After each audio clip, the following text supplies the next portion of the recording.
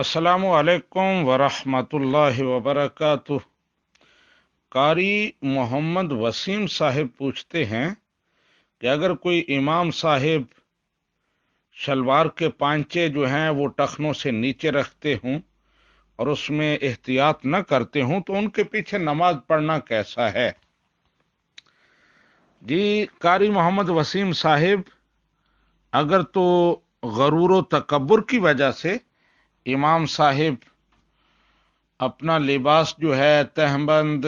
یا شلوار جو ہے وہ ٹخنوں سے نیچے رکھتے ہیں تو یہ سخت ممنوع اور حرام ہے، انہیں اس سے بچنا چاہیے۔ اس صورت میں اگر وہ نماز پڑھائیں گے اور نماز کے دوران بھی ان کی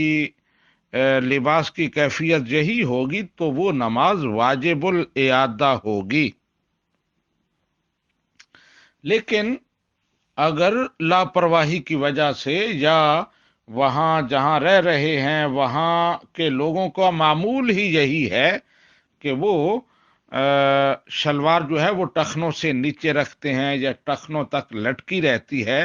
یہ غرور و تکبر کی وجہ سے نہیں ہے بلکہ علاقے کا ایک رسم و رواج ہے۔ جس طرح کی کوئی اور ریزن ہے تو پھر یہ مکروہ تنزیہی ہوگا، خلاف اولا ہوگا، اور ان کا نماز پڑھانا بھی جائز ہوگا اور وہ نماز واجب الاعادہ نہیں ہوگی اور اس پر کوئی حکم نہیں لگے گا، وہ نماز بالکل جائز ہوگی۔ احادیث میں نبی رحمت صلی اللہ علیہ وآلہ وسلم نے لباس کو ٹخنوں سے نیچے لٹکانے سے منع فرمایا تو اس کی ریزن غرور اور تکبر بتائی۔ اگر غرور اور تکبر نہ ہو، وہ ریزن نہ ہو تو پھر وہ احادیث اس پر صادق نہیں آتی۔ حضرت ابو بکر صدیق رضی اللہ تعالی عنہ کے بارے میں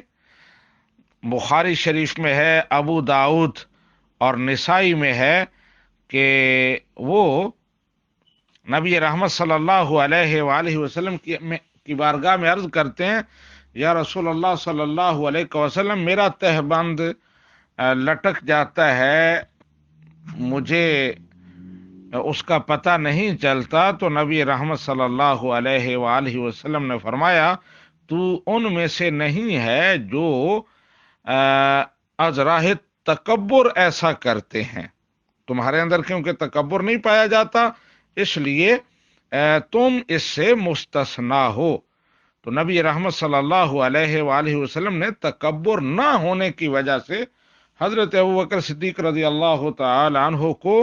ان وعیدوں سے مستثنا قرار دیا جو لباس یا تہبند ٹخنوں سے نیچے لٹکانے پر وارد ہوئی ہیں۔ تو اس سے یہی سمجھ آتا ہے کہ اگر تو غرور اور تکبر کی علت پائی گئی ہے تو پھر تو ایسا کرنا مکروہ، ممنوع اور حرام ہوگا اور اس کے ساتھ پڑھی جانے والی نماز بھی واجب الاعادہ ہوگی۔ لیکن اگر غرور اور تکبر نہیں ہے، لاپرواہی کی وجہ سے یا سردی سے اپنے پاؤں کو ٹخنوں کو بچانے کے لیے ایسا کیا ہے تو پھر یہ خلاف اولا ہوگا، زیادہ سے زیادہ اس پر کوئی حکم نہیں لگے گا، اس پر کوئی وعید وارد نہیں ہوئی۔ ھذا ما عندی واللہ ورسولہ اعلم بالصواب۔